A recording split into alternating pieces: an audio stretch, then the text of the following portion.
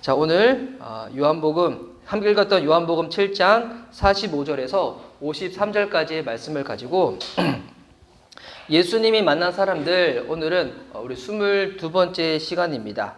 오늘 우리 말씀의 제목이 다시 점검해보자. 나는 예수님을 사랑하는가? 다시 점검해보자. 나는 예수님을 사랑하는가? 우리 설교 제목이 되게 부담스럽죠. 난 예수님을 사랑하는가. 오늘 또 이 설교 제목으로 우리 좌우 계신 분들 서로 바라보며 믿음으로 이렇게 축복했으면 좋겠습니다. 주님 뜨겁게 사랑하십시오. 우리 이렇게 서로 축복하면서 할까요? 자, 시작. 주님 뜨겁게 사랑하십시오. 오늘 온라인으로 예배 드리시는 분들도 주님 뜨겁게 사랑하는 그 마음 회복될 수 있는 귀한 시간 됐으면 좋겠습니다. 제가 작년에 상담을 전공하신 분이랑 따로 좀 몇 주 동안 시간을 가진 적이 있었어요. 이게 따져보면 상담을 한 것 같기도 하지만 제가 상담을 받았다기보다도 상담을 전공하신 신앙이 너무 좋으신 집사님이신데 그분이 너무나 이렇게 바빠 보이는 저를 보고 이 얼굴이 피곤에 쩔어 있는 저를 보시고 난 다음에 저한테 먼저 와서 이렇게 한번 말씀을 하셨어요. 목사님 혹시 시간 괜찮으시면 저랑 이렇게 따로 만나서 대화 나누는 시간을 좀 갖자고. 근데 이제 작년에 제가 시간이 너무 바빠가지고 그런 시간을 내기가 쉽지는 않았었는데, 근데 그 집사님이 와서 그런 말씀을 해주셨을 때 제가 감사하다고, 제가 아무리 바쁘더라도 시간을 따로 빼어서 그 시간을 좀 정기적으로 가고 싶다고 해서 상담하신 집사님과 따로 이렇게 시간을 가진 적이 있었습니다. 제가 이게 뭔가 이렇게 마음에 상처가 많아가지고 상담을 받기보다도 그 시간을 가졌던 이유가 제가 오랫동안 부사역자 생활을 쭉 하다 보니까 그 시간 자체가 참 행복하고 즐겁기도 하였는데, 근데 어느 순간 제가 무엇을 딱 잃어버렸냐면 나라는 사람이 무엇을 좋아하고 무엇을 잘하고 내가 무엇을 해야 되는지에 대해서 순간적으로 딱 혼돈이 오기 시작하는 거예요. 예전에는 나 이거를 잘하고 이거를 기뻐했고 이거를 하면 되겠다라고 생각을 했었는데, 근데 어느 순간 보니까 내가 뭘 좋아했던 사람이었지? 내가 뭘 잘했었지? 그리고 사람들은 목사님 이거 잘하시잖아요 라고 하는 얘기들도 감사는 한데 제 마음에 잘 들어오지도 않고 이게 막 헷갈렸었거든요. 근데 여러분, 이게 헷갈려도 사는 데는 지장이 크게 없어요. 그래도 살 수는 있잖아요. 근데 이게 오래되다 보니까 제 안에 이제 뭐가 사라지냐면 열정이 사라지고 역동성이 사라지고 창의성이 사라지는 거예요. 근데 여러분, 이렇게 살다 보면 열정이 떨어질 때도 있잖아요. 열정 떨어져도 사는 데는 크게 지장이 없어요. 그렇게 살아도 되는데, 근데 우리는 이제 그리스도인이다 보니까 이게 다 또 예수님과 또 연결이 돼 있잖아요. 예수님을 사랑하는데 내 마음에 이 열정이 식고 예수님을 위하여 내 안에 주께서 주신 것들에 대해서 무언가 일을 하고 싶고 꿈을 펼치고 싶은 그 같은 마음조차도 희미해지고 사라지는 저를 딱 보면서 이거 안 되겠다 싶어서 그 상담을 하셨던 그 집사님이랑 따로 시간을 가지면서 따로 이렇게 제가 한 건 없고 그 집사님이 그냥 저한테 정확하게 딱 물어보시더군요. 목사님 뭐 하고 싶냐고. 뭐 하고 싶냐고. 그래가지고 순간 대답을 못 하겠는 거예요. 그래서 처음에 딱 멍쓰고 있으니까 그분이 저한테 했던 얘기가 있었는데, 목사님 당장 내일 비행기표를 구입해가지고 저기 스페인에 순례자의 길을 가시라고 얘기를 하시는 거예요. 얘기 듣는데 너무 좋은 거예요. 너무 좋은데 한편으로는 이 마음에 어땠냐면 저랑 같이 살고 있는 제 아내가 이거 허락해 줄까? 했는데, 그래서 이제 결국 못 갔습니다. 잘 못 갔는데, 사람들은 그렇잖아요. 보니까 사람들은 목회자라도 무언가 흔들릴 때가 올 때 내가 과연 어떤 사람인지에 대해서 누군가를 만나서 물어보고 싶은 게 이 사람의 마음이잖아요. 그러고 보면 예수님도 누군가에 대해서 물어보실 때가 있었거든요. 이 요한복음 지금은 제가 요한복음을 살펴보고 있는데, 마태복음 16장에 보면 예수님께서 제 아들을 딱 불러모고 난 다음에 말씀을 던지게 됐어요. 무슨 말씀을 던졌는가? 사람들은 나를 누구라고 생각했더냐? 아까 이제 제가 어떤 사람인지에서 물어봤을 때는 은혜가 넘치려고 하나 봅니다. 제 목이 간질간질한 거 보니까 목에서부터 울음이 차네요. 이게. 그래서 마스크를 좋은 걸 써야 돼. 이게 먼지가 많은 걸 써가지고 목이 안 좋아. 아까 이제 저는 제가 도대체 뭘 좋아하는 사람인가 이게 헛걸려가지고 물어봤었는데, 근데 예수님께서 사람들을 모아가지고 물어보셨을 때는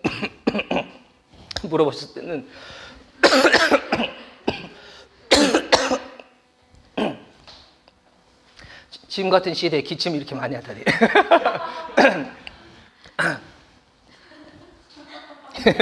물어보셨을 때는 예수님이 당신이 어떤 분인지에 대해서 혼돈이 와가지고 물어보셨던 건 아니시겠죠. 예수님 왜 물어보셨던가? 예수님은 제자들의 대답을 듣고 싶었던 거예요. 당시 제자들은 주변 사람들은 예수님에 대해서 뭐 더러는 침례 요한, 더러는 엘리야, 더러는 어떤 이는 예레미야, 어떤 자는 선지자 중에 한 명이다라고 이렇게 말하더군요. 했었을 때 예수님은 베드로에게 딱 뭐라고 물어보시냐면, 그러면 너는 나를 누구라고 생각하느냐? 그때 예수님이 이 질문을 던지신 것은 예수님이 무엇을 좋아하시고 무엇을 하셔야 되고 내가 어떤 사람인가, 그것이 몰라가지고 물어보셨던 건 아니시겠죠. 예수님이 그 질문을 던지셨던 것은 과연 제자들은, 특별히 베드로는 나를 어떻게 생각하는가, 그에 대해서 듣고 싶으셔가지고 질문을 던지셨다는 겁니다. 저희가 지금 계속 요한복음 7장 말씀을 살펴보고 있는데, 우리 지금까지 계속 나눴던 말씀을 제가 복습회 차원으로 잠깐 말씀드리면, 지금 예수님이 명절날, 특별히 장막절날 사람들이 많이 모여있는 그 축제의 시간 가운데 지난주 살펴봤던 말씀이 명절의 그 마지막 날 예수님이 서서 외치셨다고 했죠. 그때 예수님이 어떤 외침을 던지셨던가? 사람들을 향해서 초청의 메시지를 던지시는 거예요. 누구든지 목마르거든 내게로 와서 마시라고. 그러면 생수의 강이 그 속에서부터 흘러차고 넘칠 거라고. 근데 예수님께서 그 초청의 메시지를 던지시고 난 다음에 사람들의 반응은 어땠던가? 와, 예수님이 우리를 초청하시네? 바로 믿음으로 반응해서 응했던 사람들은 거의 없었습니다. 대부분 사람들의 반응은 어땠냐면, 도대체 이 사람이 누구길래 그와 같은 메시지를 던지는가? 이 사람이 진짜 선지자인가? 어떤 사람은 진짜 그리스도인가? 그리스도라고 하는데 그리스도는 구약의 선지자들이 베들레헴에서 났다고 했는데 이 사람은 알고 보니까 출생지가 나사렛이더라. 무슨 이 사람이 그리스도겠냐고. 그러니까 사람들의 반응은 예수님에 대해 가지고 이러쿵저러쿵 그냥 말들만 많았지, 예수님을 만나보고자, 예수님을 인격적으로 대해보고자 그와 같은 마음들은 전혀 없었다는 것입니다. 그래서 우리 지난주 살펴봤던 43절 말씀 보면 이런 말씀이 있는데요. 예수로 말미암아 무리 중에서 쟁론이 되니.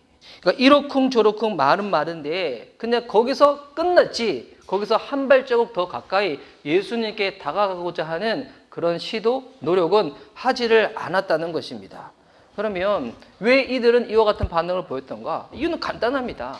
예수님을 인격적으로 만나보지를 못했기 때문에. 그러면 예수님이 여러분 정말 만나면 어떻게 될까요? 예수님이라는 분에 대해서 우리가 진짜 인격적으로 만나게 되면, 오늘 우리가 이 시간을 통해서 오늘 여러분이 이거를 잘 이해할 수 있도록 제가 차근차근 단계적으로 좀 설명해 드리려고 하는데, 예수님을 정말 만나게 되면 어떻게 되냐면, 먼저는 우리들 가운데 믿음이 생기게 된다는 겁니다.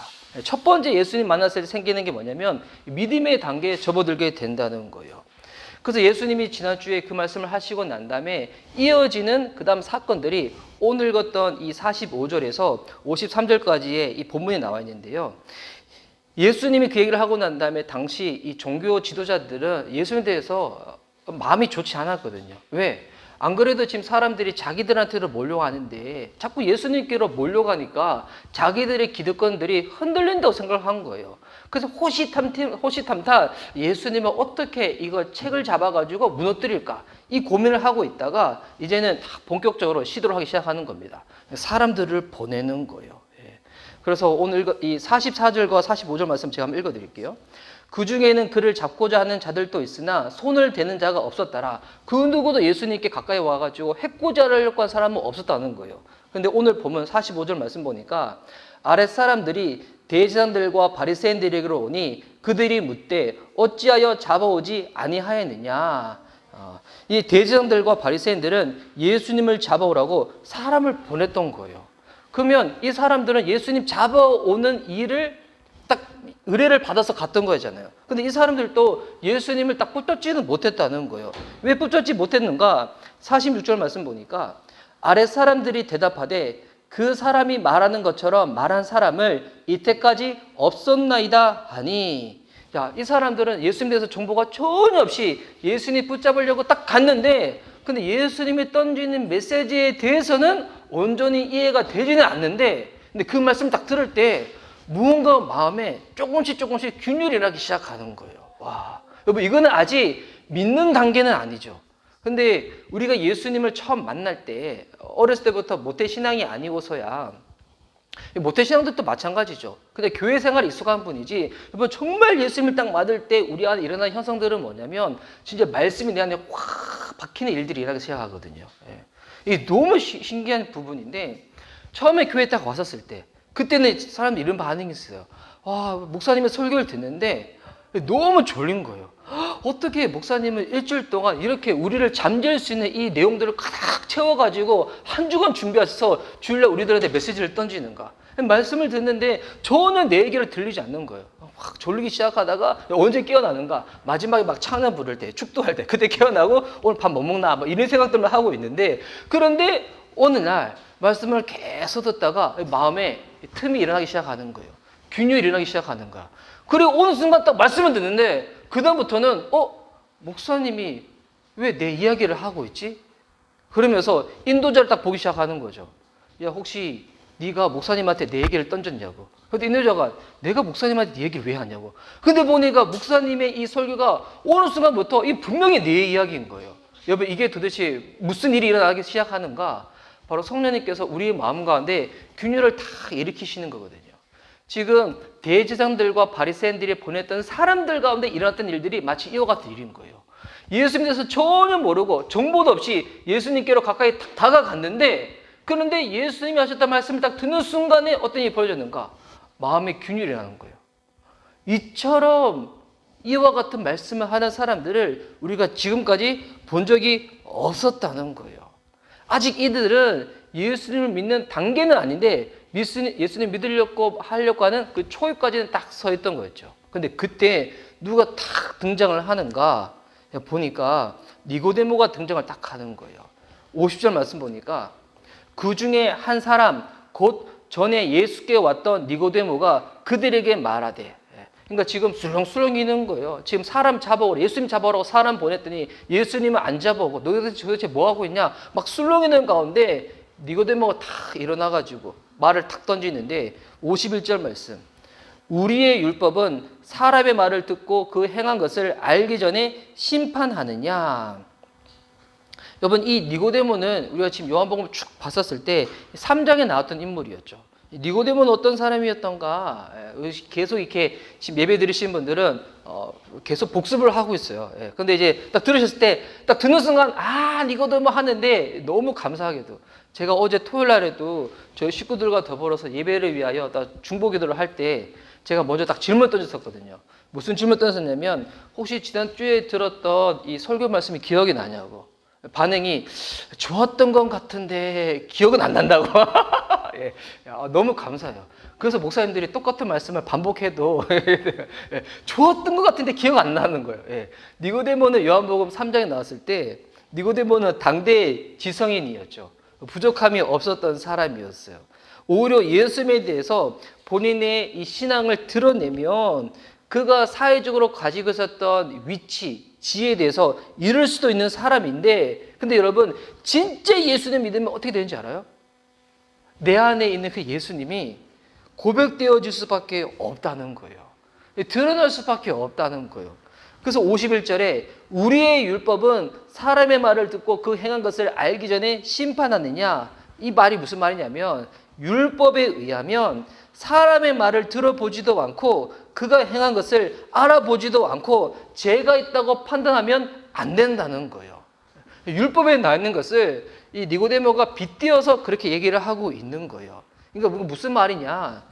진짜 예수님 믿으면, 아직 성경에 대한 지식이 좀 짧다 보니까 예수님이 어떤 분이신가 성경적으로는 잘 설명을 잘 못하겠어. 근데 뭐가 있냐면, 누군가 예수님에 대해서 안 좋은 이야기를 한다, 교회에 대해서 좀 안 좋은 얘기를 한다, 그러면 그 얘기를 들었을 때 어떤 반응이 올라오는가? 듣기가 되게 거북한 거예요. 나는 예수님이랑 그래 내가 예수님 위해서 내가 헌신하는 것도 아니고 내가 교회에서 무언가 열심히 봉사하는 것도 아니지만 그래도 누군가 예수님 안 좋은 얘기를 하는 것에 대해서는 마음이 불편한 거예요. 마치 이런 거죠. 여러분 자녀가 사춘기에 들어있는 이 자녀가 부모와의 관계가 약간 이렇게 삐끄덕 대고 있어. 뭐 그렇다고 해도 누군가 만약 우리 부모를 욕하면 그 얘기 듣고 가만히 사람 있겠어요? 아니죠. 우리 아빠, 우리 엄마를 왜 욕해? 하면서 막 대들게 되는 거잖아요. 이 똑같은 거거든요. 예수님을 믿게 된다. 어떻게 되는가? 우리의 삶과 우리의 입술로 예수님에 대해서 고백할 수밖에 없게 된다는 거예요. 그래서 로마서 10장 10절 말씀 보면 사람이 마음으로 믿어 의에 이르고 입으로 시인하여 구원에 이른다고 했잖아요. 이 말씀은 믿음의 시작을 알리는 말씀이기도 하죠. 예수님 어떻게 믿게 되는가? 마음으로 믿게 되고 또 입술로 고백하게 되고. 근데 이거는 믿음으로 사는 자의 모습을 또한 설명하는 성경 구절이기도 하거든요. 여러분 진짜 예수님 믿는다. 어떻게 되는가?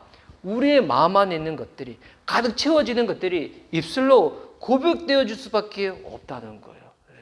여러분 이제 아시다시피 저는 영화를 참 좋아하잖아요. 그래서 누가 저한테 영화에 대해서 묻지 않더라도 대화를 하다가 그냥 영화 이야기가 툭 튀어나올 때가 있어요.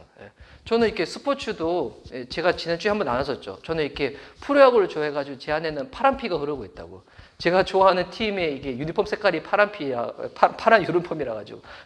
근데 이제 그 팀이 잘하는 거랑 제 인생이랑 전혀 관계가 없거든요. 근데 그 팀이 못하면 왠지 모르게 기분이 안 좋아. 왜냐면 제 안에 좋아하는 것들은 튀어나올 수밖에 없는 거예요. 근데 여러분 그 무엇보다도 그 누구보다도 예수님에 대해서 어떨까요? 예수님에 대해서 진짜 제 안에 예수님의 마음에 가득 차 있다. 누군가 쿡쿡 찔 때마다 예수님이 내 삶으로 입술로 드러날 수밖에 없다는 거예요. 여러분 이게 어떤 단계인가? 믿음의 단계예요.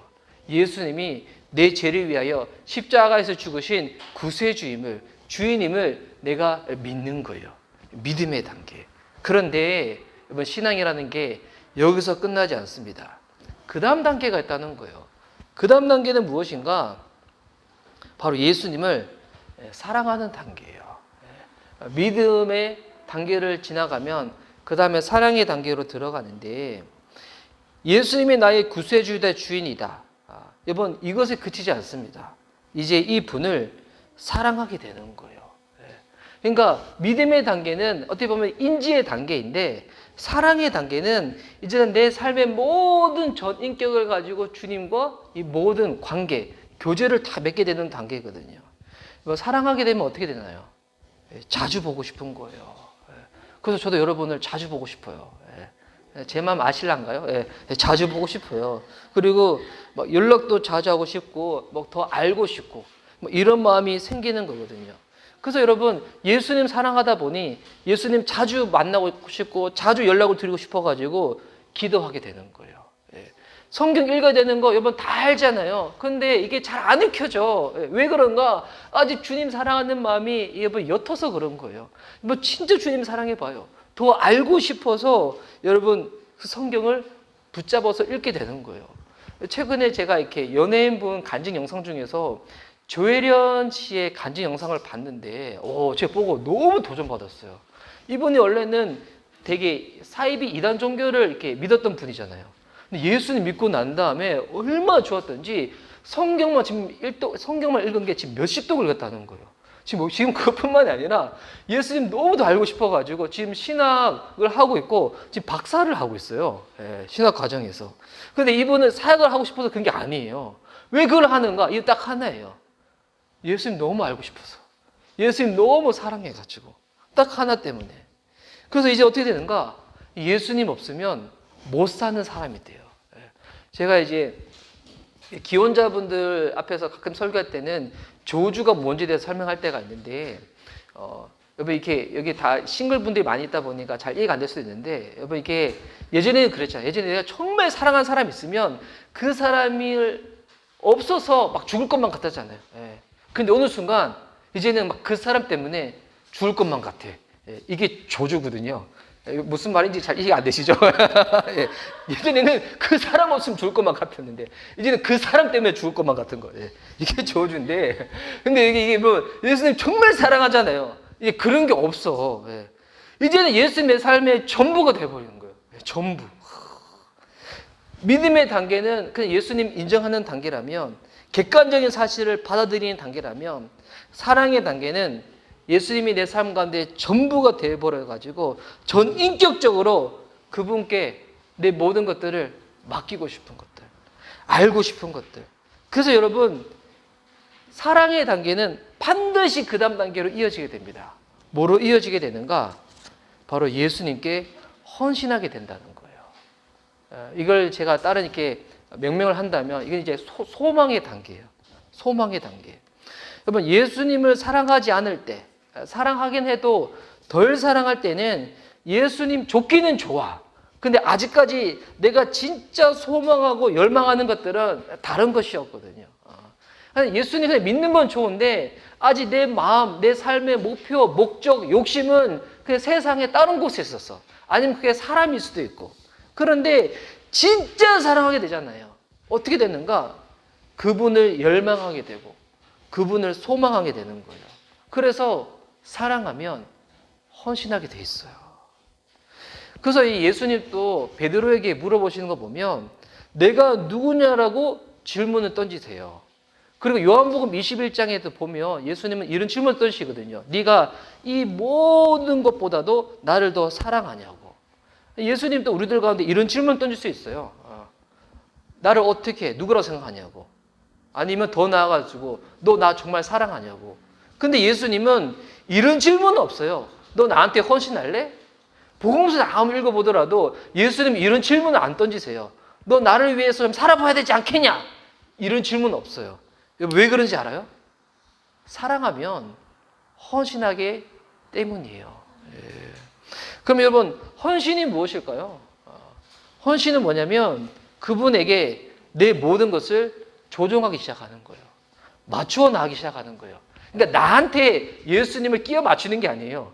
예수님은 예수님이시고 예수님한테 내 모든 것들을 맞춰서 조정하기 시작하는 거예요. 그래서 이게 신앙생활 잘 하시는 분들 보면 이게 연애 감정이랑 비슷해요. 내가 정말 사랑하는 사람이 있으면 그 사람한테 내가 맞춰 나가는 거예요. 뭐 그런 걸 보면 제 아내는 저를 정말 사랑하는 것 같아요.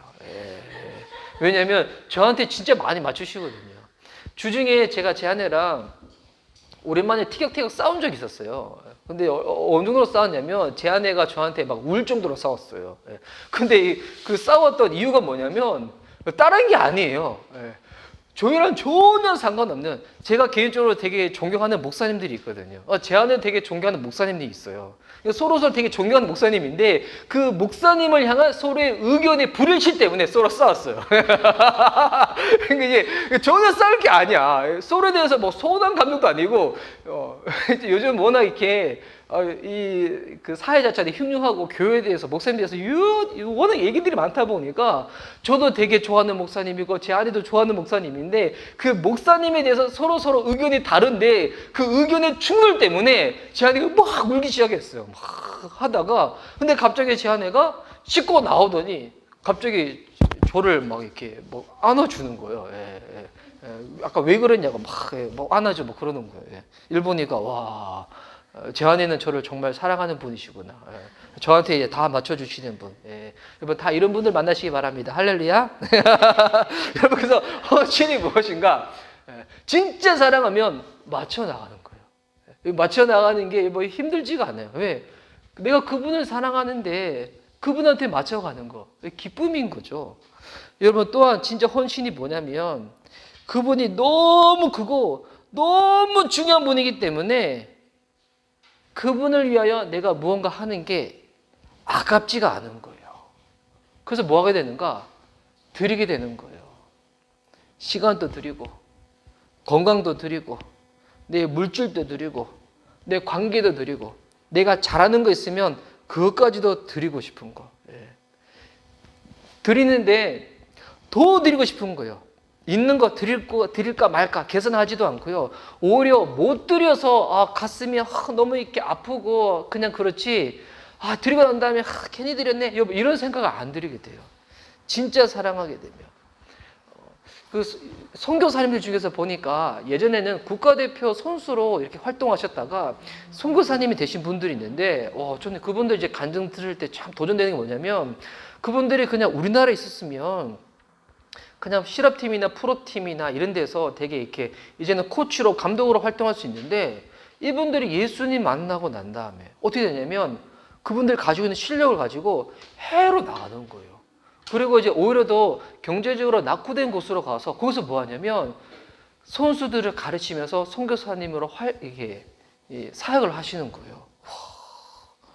그래서 왜 그렇게 됐나 물어보면 그분들이 가지고 있는 실력을 가지고 있으면 그 이후에도 이제는 코치진으로 생활하면서 더 편하게 생활할 수도 있는데 하나님을 만나고 하나님을 사랑하다 보니까 본인들이 가지고 있는 것들을 가지고 주님께 드리면서 복음을 전하고 싶은 거예요.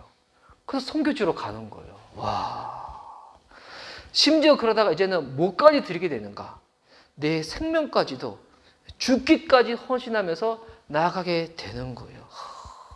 그래서 저는 이제 가끔씩 우리 기도 제목 나눌 때 기도 제목을 잘 못 나누는 분들이 있잖아요. 기도 제목 올리라고 하는데 기도 제목 안 올리신 분들이 있어. 그럼 저는 그렇게 기도드려요. 죽기까지 주님 사랑하게 해주세요. 죽기까지 주님 사랑하게 해주세요. 기도 제목 안 올리면 나중에 죽기까지 순교하시게 됩니다. 그래서 여러분 헌신은 강요로 해서 나오지가 않아요. 사랑하면 나오는 거예요. 그래서 여러분 사랑의 흔적, 사랑의 열매가 무엇인가? 헌신이라는 거예요. 그 주중에 제가 어느 분의 간증을 들었는데 이번 주는 참 간증을 많이 들었어요. 이제 이번 그 다니엘 기도회라고 이렇게 이제 한 교회 시작한 기도회인데 지금은 이렇게 한국에 있는 여러 많은 교회들이 같이 연합해가지고 기도를 하는데 그 기도회 중에서 제가 어떤 분의 간증을 들었냐면 이번 주 중에 8년째 암투병을 하고 있는 어느 자매님의 간증을 들었어요. 이제 그분의 간증을 짧게 편집한 것을 이따가 보원 영상으로 좀 보려고 하는데 80번이나 항암 치료를 받았다는 거예요. 저는 그분들의 고통돼서 잘 알지 못합니다. 그런데 이제 암 투병하신 분들 이야기를 들어보면 암 투병보다 더 힘든 게 뭐냐면 항암 치료라는 거예요. 항암 치료가 진짜 죽을 만큼 너무 고통스럽고 힘들다고 그런 이야기를 많이 들었는데 근데 이분은 80번이나 항암 치료를 받았다는 거예요. 근데 이 자매님은 뭐라고 고백하시냐면 본인에게서 이 암은 그냥 병, 그냥 고통이 아니라는 거예요. 왜? 본인은 이 암 때문에 예수님을 만났다는 거예요. 그래서 본인에게서 이 암은 예수님을 믿게 된 흔적이고 예수님을 사랑하게 된 흔적이라는 거예요.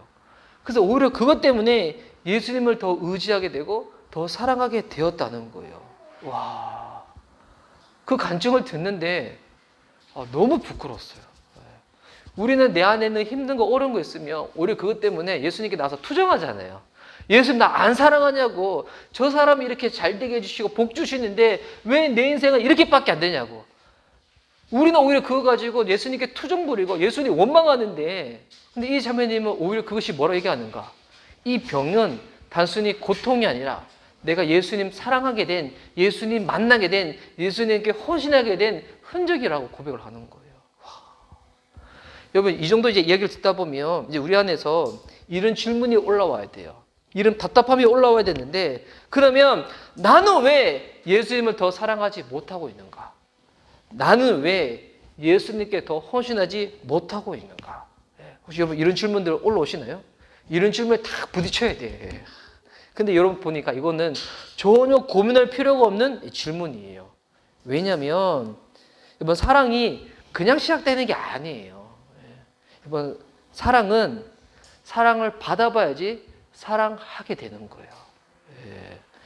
왜 예수님을 사랑하지 못하는가? 나는 왜 예수님께 헌신하지 못하고 있는가? 결론은 아주 단순해요.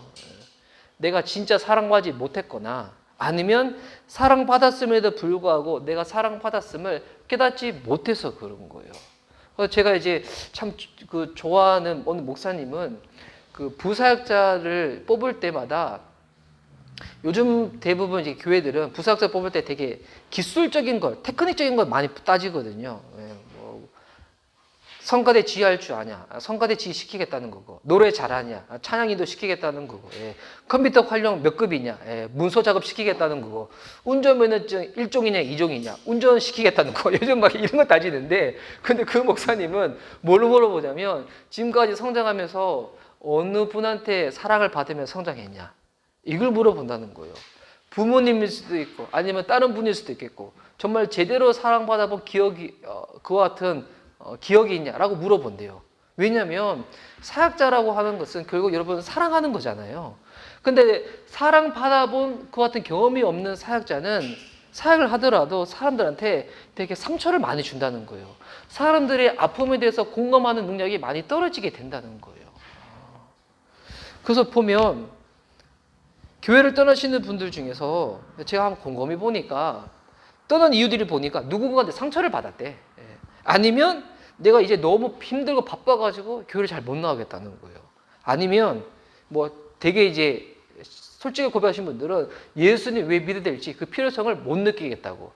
제가 한번 정리해보니까 되게 이 세 범주 안에 다 들어가. 누구한테 상처받아서 떠났든지 아니 힘들고 바빠서 그랬든지 나올 필요성에 대해서 잘 못 느끼든지. 근데 결국 여러분 공통점이 뭔지 알아요? 예수님을 대할 때 사랑의 대상으로 여겨보지를 못한 거예요. 내가 예수님께 얼마나 많이 사랑을 받았는가. 여러분 이것이 우리의 신앙의 시작이 되어야 되는 거거든요. 이것이 시작이 되지 못하고 나의 무언가 필요를 위해 가지고 시작이 되다 보면 여러분 나중에 이와 같은 것들로 인해 가지고 교회를 떠날 수도 있다는 거예요. 예수님으로부터 멀어질 수도 있다는 거예요. 내가 누군가한테 상처를 받았지만 한번 곰곰이 한번 묵상해 보세요. 내가 예수님께 드린 상처에 비하면 예수님이 나를 위해서 상처 입으신 것에 비하면 내가 상처 입은 것은 진짜 상처 입은 거야. 힘든 건 힘든 거야. 하지만 내가 주님께 올려드렸던 상처, 주님이 나 때문에 받았던 상처에 비하면 이거 이겨낼 수 있는 거거든요. 정말 사랑해 보세요.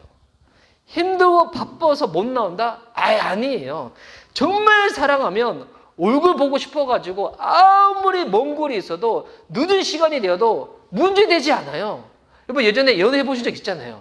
그때 그러셨잖아요. 해본 적 없어요? 없으시죠. 근데 보니까 진짜 사랑할 때 보니 오던데요? 가던데요? 그 늦은 시간에도 불구하고 밤에 그 사람 이야기도 듣던데요?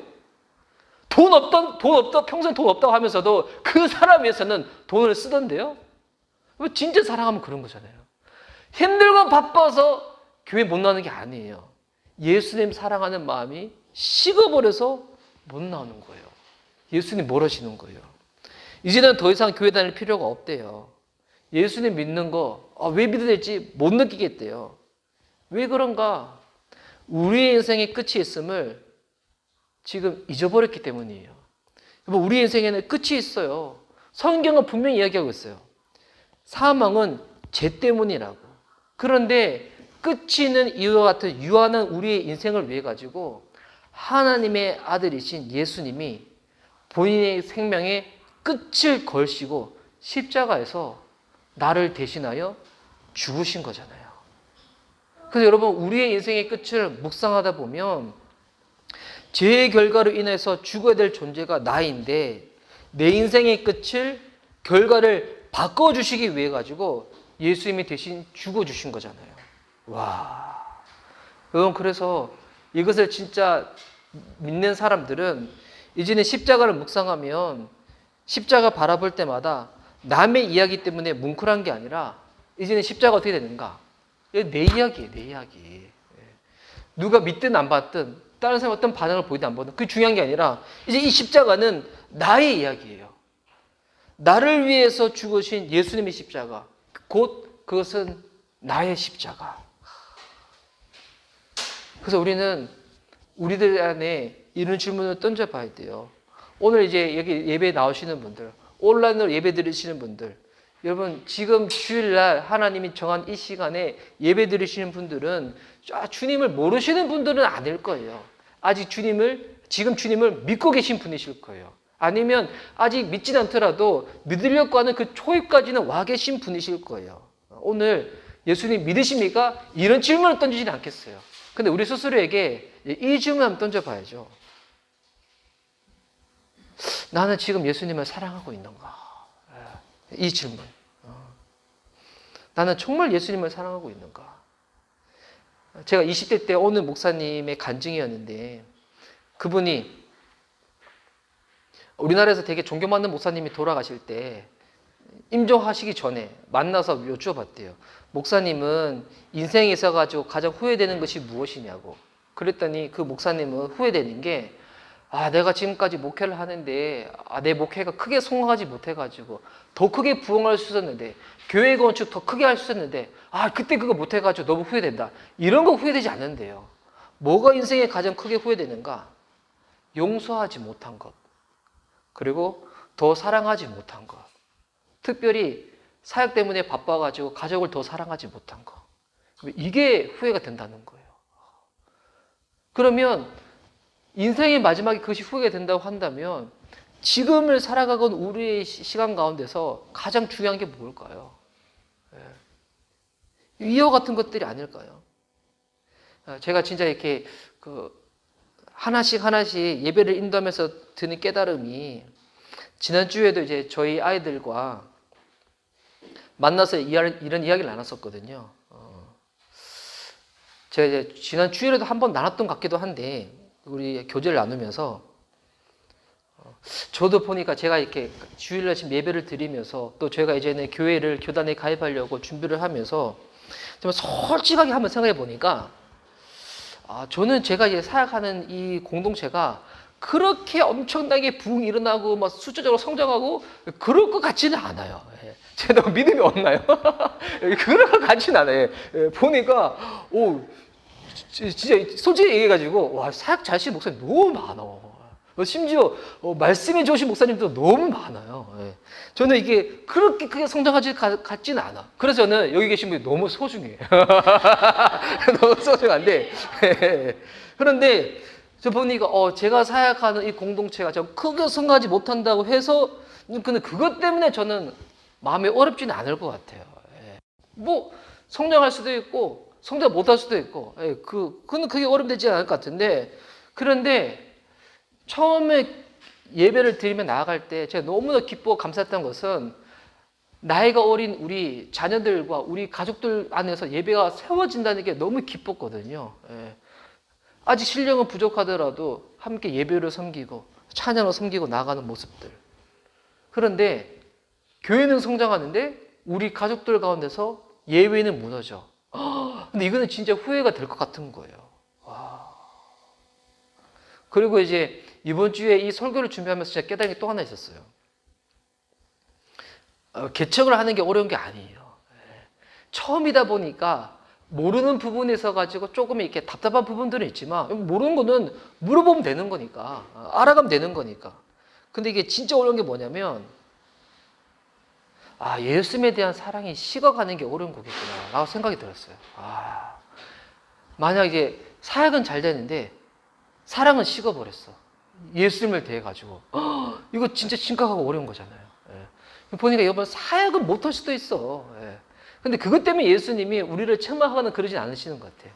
예수님의 죄들 책망하신 거 보면 딴 거 책망한 것이 아니라 믿음이 적은 것 가지고 책망하시고 예수님 사랑이 식은 것 가지고서는 예수님이 심각하게 책망하시기도 하시지만 사역적인 것 가지고 예수님 뭘 한 적 없으시거든요. 그래서 제가 이제는 이제 교회 정관을 이번 주에 만들면서 한번 생각해 봤어요. 담임 목사는 뭐 하는 사람인가? 담임 목사는. 제가 지금까지 이제 16년 동안 부사역자만 생각하다 보니까 담임 목사는 도대체 뭐 하는 사람인가? 생각해 봤는데, 결론이 아주 쉽게 나왔어요. 담임 목사는 사랑하는 사람이더군요. 그리한 다음에, 제 안에 이게 감격이 올랐는데, 어떤 감격이었냐면, 교회 정관을 만들어 가면서, 예수님이 피값으로 사신 것이 이 교회인데 내가 이제 이 교회를 운영하겠다고 정관을 내가 작성하고 있네? 이게 얼마나 제 안에 큰 이게 감동을 오는지요. 와. 내가 예수님을 교회를 위해 가지고 필요한 것들을 만들어 가고 있구나. 이게 너무 감동이 되는 거예요.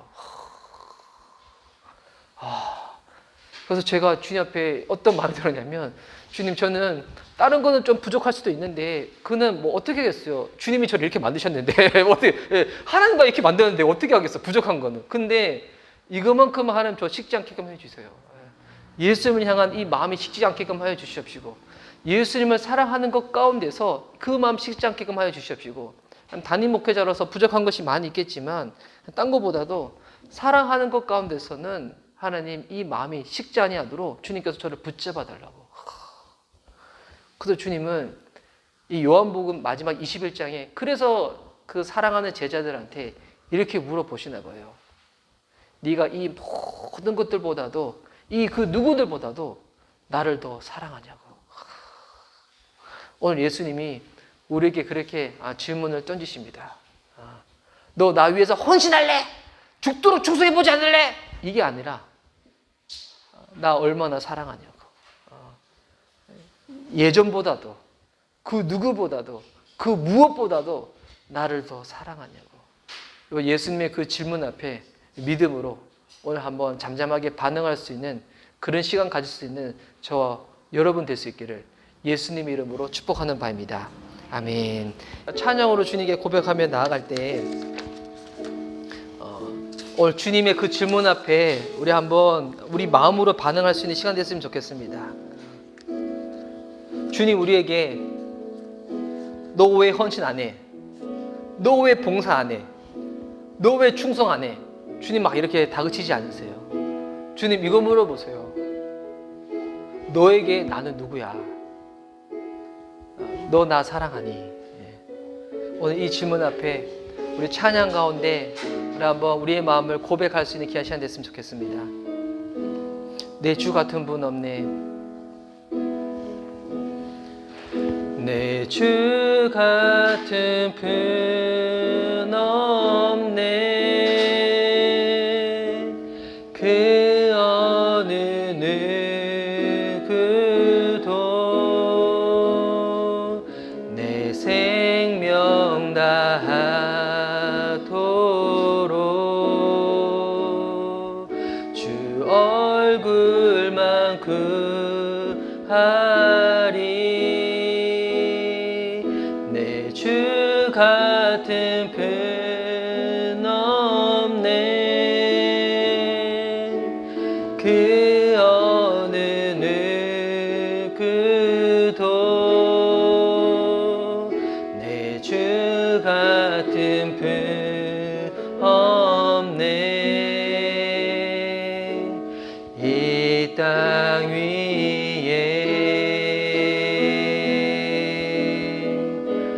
오 하나님 주 나의 모든 것 내 주 같은 분 없네. 이 땅 위에 오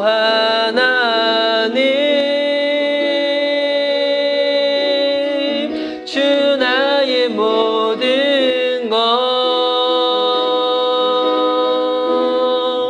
내 주 같은 분 없네. 이 땅 위에 우리 다시 한번 고백할까요? 내 주 같은 분 없네. 그 어느 누구도 내 생명 다하도록 주 얼굴만 구하리.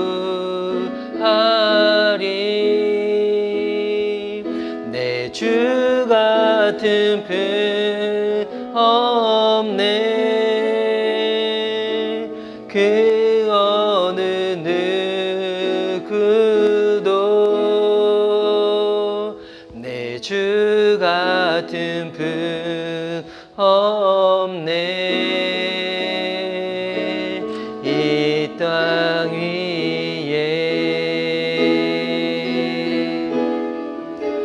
오 하나님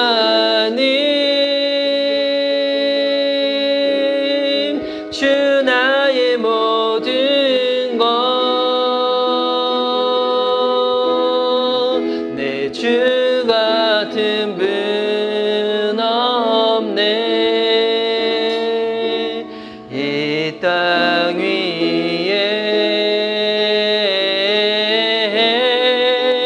오 하나님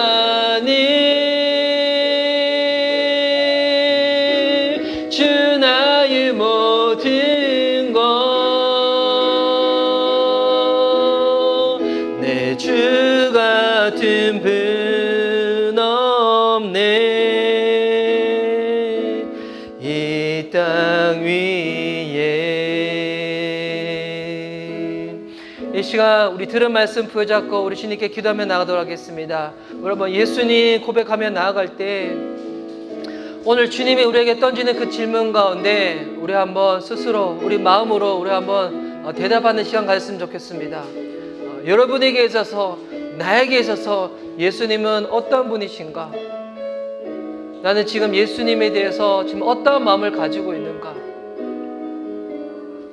예수님 사랑한다고 고백했던 나의 그 마음 가운데 지금 내 마음은 과연 어떠한 마음인가? 오늘 우리 주님의 그 질문 앞에 믿음 가운데 우리 잠잠히 한번 갖는 그와 시간 같았으면 좋겠습니다. 우리 한번 예수님의 지며 주님께 기도하며 나가시도록 하겠습니다. 예수님, 사랑하는 주님,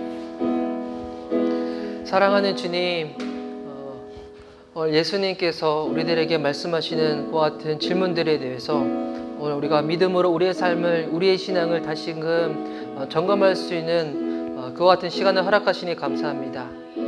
예배하는 이 시간뿐만이 아니라 이제는 주님께서 우리에게 던지신 그 질문 가운데 우리의 삶으로 반응하며 대답할 수 있는 하나님의 자녀들 될 수 있도록 우리를 이끌어가 주시옵소서.